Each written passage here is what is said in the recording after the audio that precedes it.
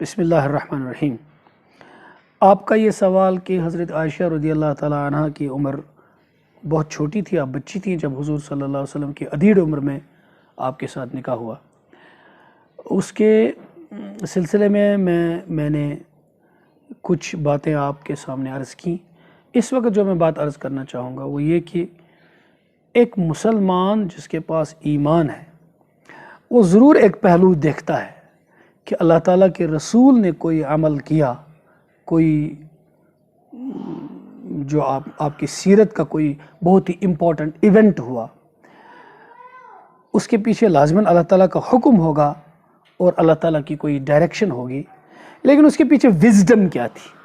حکمت کیا تھی، اس کا آبجیکٹو کیا تھا، اور پھر اس کا فائدہ کیا ہوا۔ مسلمان یہ بھی ضرور دیکھتا ہے،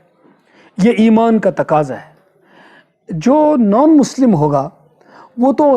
تاریخ کو سامنے رکھ کر اور اپنے دور کی جو ڈیمانڈز ہیں، اپنے ٹائم کے جو چیلنجز ہیں یا کوسچنز ہیں، کوئریز ہیں، ان کو نظر میں رکھ کر سوال پوچھے گا۔ ہم 21 سینچری میں رہ رہے ہیں، آج کل کا اعتراض کرنے والا 21 سینچری کے ماحول کو نظر میں رکھ کر اعتراض کرے گا، لیکن وہ یہ نہیں سمجھے گا کہ جو ایک بلیور سمجھتا ہے۔ آئیے میں اس پر اس وقت گفتگو کروں گا۔ حضرت عائشہ رضی اللہ تعالیٰ عنہ کے ساتھ جو نکاح ہے، حدیث میں ہے کہ اللہ کے رسول صلی اللہ علیہ وسلم کے سامنے حضرت عائشہ رضی اللہ تعالیٰ عنہ کے نکاح کو اللہ تعالیٰ کی طرف سے پیش کیا گیا، اور خود حضرت عائشہ رضی اللہ تعالیٰ عنہ فرمایا کرتی تھیں، میری فضیلت میری دوسری سوکنوں جو حضور کی گھروالیاں ہیں، امت کی مائیں ہیں، ان کے اوپر میری سپیریورٹی یہ ہے کہ ان سب کا نکاح زمین پر ہوا اور میرا نکاح عرش والے نے عرش پر کیا۔ مسلمان کے سامنے اس کی بہت بڑی ویلیو ہے اس بات کی۔ تو یہ نکاح اللہ نے کروایا۔ اب آئیے کیسے کروایا، کیا ہوا۔ حضرت عائشہ رضی اللہ عنہ کی جب پیدائش ہوئی تو اب ایک ایکسٹرا آرڈینری کوالٹیز کی بچی تھی، انتہائی ذہین، انتہائی قابل۔ یہ میرا کہنا عقیدت ہی نہیں ہے، یہ میرا کہنا تاریخ ہے۔ میری بات تو میری عقیدت ہو سکتی ہے اور میری بات میرا دعویٰ ہو سکتا ہے، لیکن اگر آپ اس کو پرکھنا چاہیں تو آئیے آپ ہسٹری کی لائٹ میں اس کو پرکھیے۔ آگے حضرت عائشہ سے رضی اللہ تعالیٰ عنہ سے اسلام میں کیا کنٹریبیوٹ ہوا، یہ ذہانت ہے ان کی۔ اب لے لیجئے یہ چیز، آپ 9 سال کی بچی ہیں، 9 سال کی عمر میں آپ اتنی ذہین ہیں کہ کوئی میچور، بہت ہی قابل، بہت ہی ذہین خاتون آپ کی ذہانت کو نہیں پہنچ سکتی ہے۔ آپ اپنی بہنوں سے، اپنے بھائیوں سے زیادہ ایکسٹرا آرڈینریلی ذہین ہیں۔ اب چاہیے ایسی ذہین عورت کو اللہ کے رسول کے ساتھ اللہ نے ادھر سے ہی تیار کر کے حضور کے لیے بھیج دیا ہے۔ ٹھیک، ذرا دیکھیے، حضرت عائشہ رضی اللہ تعالی عنہ کا انتقال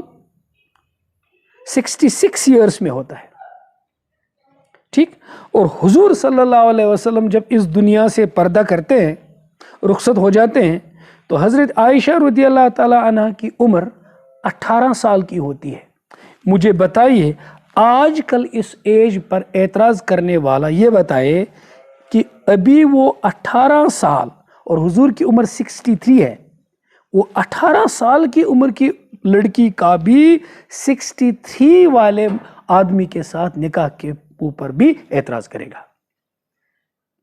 اگر یہ نکاح اس دن کے لیے رکھتے جس دن حضرت عائشہ 18 سال کی عمر کی ہوئی، ذرا سوچیے، تو تب حضرت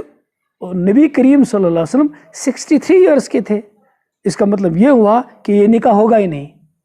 کیونکہ اب تو حضور صلی اللہ علیہ وسلم کی زندگی مبارک دنیا میں ختم ہوگی اور حضرت عائشہ 18 ایئرس کی ہیں۔ اب جو یہ کہتے ہیں کہ حضرت عائشہ کی عمر مبارک، کیونکہ 18 سے پہلے تو نکاح لوگوں کو قابل اعتراض ہی لگتا ہے۔ اب سنیے، حضرت عائشہ کو ایسی ذہانت ملی، ان کو اللہ تعالیٰ کی طرف سے یہ حکمت تھی کہ وہ اپنے ماں باپ کی تربیت میں نہ رہیں۔ ان سے آنے والے دنوں میں اسلام کو قیامت تک ایک بہت بڑا فائدہ پہنچنے والا ہے۔ یہ اللہ نے سپیشلی بنائی تھی یہ خاتون، اور یہ اس کے مقدر میں لکھا تھا کہ یہ خاتون اپنے بچپن سے اللہ کے رسول کی صحبت میں بیٹھے، اللہ کے رسول کی تربیت میں رہے، کیونکہ اس کی عمر کا جو مخصوص حصہ ہے وہ اللہ کے رسول کے ساتھ گزرنا ہے، اس میں اس سے کام لینا ہے۔ 10 سال یہ اللہ کے رسول کے ساتھ گزارتی ہیں، اگر یہ 10 سال اللہ کے رسول کے ساتھ نہ گزارتی، اتنا دین یہ نہ سیکھتی اور آگے اسلام کو اتنی نہ کنٹریبیوشن نہ ملتا ان کی طرف سے۔ تو اللہ نے کیا کیا، ان کی عمر 9 ہی سال کی تھی، حضور کے گھر میں پہنچا دیا، حضور کے گھر میں پہنچا دیا تو 10 ہی سال حضور کے ساتھ ان کو مدینے میں مل گئے۔ آپ ذرا تصور کیجئے، آپ اگر حضرت عائشہ رضی اللہ تعالیٰ عنہ کے نکاح کے لیے انتظار کرتے تو حضور کی صحبت ملتی ہی نہیں۔ اللہ کی حکمت یہ تھی کہ حضور صلی اللہ علیہ وسلم اس دنیا سے جائیں گے، حضرت عائشہ صرف 18 سال کی ہوگی، اس لیے حضرت عائشہ کے 10 سال اللہ کے رسول کی صحبت میں گزرنے چاہیے، اس لیے ان کو بچی کی صورت میں ہی حضور کے پاس پہنچانا ہے۔ لیکن کسی کی بچی حضور کے گھر میں رہے اور وہ بچی حضور کے شرعاً پرائی بچی ہو، حضور کے لیے یہ بھی گوارا نہیں تھا، اس لیے اس بچی کا ہی نکاح حضور کے ساتھ کیا گیا تاکہ شرعاً اس کا جواز ملے۔ حضور صلی اللہ علیہ وسلم کے ساتھ اس بچے کے ساتھ نکاح ہوا، اور سب سے پہلی چیز کنزومیشن آف میرج سے پہلے یہ تھا کہ ایک بچے کو جو اپنے بڑے کی تربیت ہو۔ یہ کرسچن نن نے کہا ایک جگہ، give me a child for 7 years I'll make him a Jesuit۔ بچے کی سب سے زیادہ تربیت جو ہوتی ہے نا وہ اس کی چھوٹی عمر میں ہو جاتی ہے۔ جب حضور صلی اللہ علیہ وسلم کے گھر میں حضرت عائشہ رضی اللہ تعالی عنہ آئیں، آپ چھوٹی عمر کی تھی، آپ بچی تھیں، تو اپنے باپ سے زیادہ، اپنی ماں سے زیادہ اللہ کا نبی جب اس کی تربیت کرے تو نبوت کی کوکھ میں اس بچی کی کیسی تربیت ہوئی، اور اس کی جو فطری ذہانت تھی وہ کتنی کام آئی، اور انہوں نے جو بچپن میں اللہ کے رسول کے حرکات کو، سکنات کو، سنت کو، اٹھنے کو، بیٹھنے کو، تعلقات کو دیکھا، تب وہ امت کے سامنے وہ پہنچاتی ہیں۔ تو وہ 10 سال ان کو ملتے ہیں، آپ 18 سال کی عمر میں پہنچتی ہیں، حضور صلی اللہ علیہ وسلم دنیا سے رخصت ہو جاتے ہیں، پھر 48 ایئرز تک آپ امت کو صرف وہ علم دیتی ہیں جو حضور کے پاس انہوں نے صرف 10 سال سیکھا ہے۔ اس لیے اگر اس بچی کے نکاح میں انتظار کیا جاتا تو پھر اسلام میں اس طرح کا ایکسٹرا آرڈینری ایونٹ پیدا نہیں ہوتا، اور حضرت عائشہ نہ بنتی، اور بڑے بڑے صحابہ کی وہ مفتی نہ بنتی، استاد نہ بنتی، اگر یہ 10 سال ان کو زندگی میں نہ ملتے۔ یہ اللہ تعالیٰ کی طرف سے حکمت تھی، اس لیے بچپن میں ہی ان کا نکاح حضور کے ساتھ کرایا گیا۔ جی، ایک سوال آپ کا یہ ہے کہ اگر یہ نکاح حضرت عائشہ رضی اللہ عنہ کی مرضی کے خلاف ہوا ہوتا تو پھر حضور صلی اللہ علیہ وسلم کے انتقال کے بعد حضرت عائشہ جوان تھی، 18 سال کی عمر میں تھی، تو حضرت عائشہ رضی اللہ تعالی عنہ بقیہ 48 سال اپنی زندگی کے کیسے گزارتی؟ وہ کیسے گزارتی؟ اس لیے بھئی اس کا جواب تو ہم نے اس سے پہلے ہی دیا، اگر حضرت عائشہ رضی اللہ تعالی عنہ کی عمر مبارک،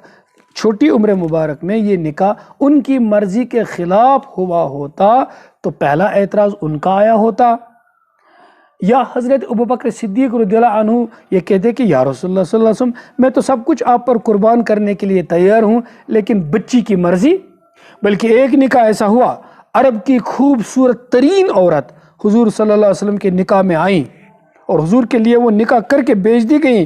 تو حضور صلی اللہ علیہ وسلم جب ایک شوہر کی حیثیت سے اس عورت کے پاس گئے تو اس نے اپنی ناراضگی کا اظہار کیا، تو حضور نے اسی وقت اس کو طلاق دے دی، قریب جانے سے پہلے ہی اس کو حضور نے طلاق دے دی۔ کسی کی مرضی کے خلاف حضور صلی اللہ علیہ وسلم نکاح کرتے، ایسا کوئی مسلمان سوچ بھی نہیں سکتا ہے۔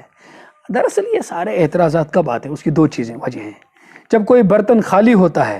تو اس کی جگہ ہوا پکڑ لیتا ہے، جب ایمان اور عظمت رسول دل میں نہیں ہوتی ہے تو کوئی بھی اعتراض ایک دم آدمی کے دل اور دماغ کو پکڑ لیتا ہے۔ یہ ضعیف الاعتقاد مسلمانوں کا مسئلہ ہے۔ اور جب نفرت اور کینہ کسی غیر کو، کسی عظیم انسان کے دل کے اندر ہوتا ہے، غیر مسلم بھی سب ایسے نہیں ہیں، غیر مسلم بھائی چاہے وہ ہندو ہوں،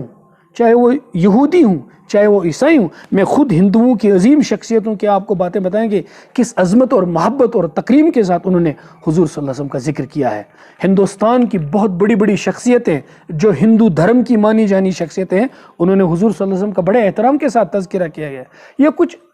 مطلب جن کو علم نہیں ہوتا ہے اور جن کا دل صاف نہیں ہوتا وہ اس طرح کی باتیں کرتے رہتے ہیں جس سے آدمیوں کے دلوں کے اندر نفرتیں بڑھتی ہیں. ویسے ایسی بات ہم نے نہ بڑوں کی زندگی میں دیکھی ہے نہ پیغمبروں کے خلاف ایسا کچھ بولتے ہوئے کبھی ہم نے دیکھا ہے. میرے خیال میں مجھے یہ امید ہے کہ جو نپی تلی باتیں میں نے اس نکاح کے بارے میں آپ کے سامنے عرض کی، مجھے لگتا ہے کہ اس سے ذہن کے اندر صفائی پیدا ہوئی ہوگی. اللہ تعالی ہم سب کو محبت، بھائی چارہ، امن اور سکون کے ساتھ زندگی گزارنے کی توفیق دے. اسلام کی میں ایک تعلیم آپ کے سامنے بتا کر رخصت ہونا چاہوں گا، وہ یہ ہے کہ اللہ تعالیٰ نے قرآن مجید میں بتایا، خود اللہ جن کے بارے میں کہتا ہے کہ یہ خدا نہیں ہے، خدا خدا ہے،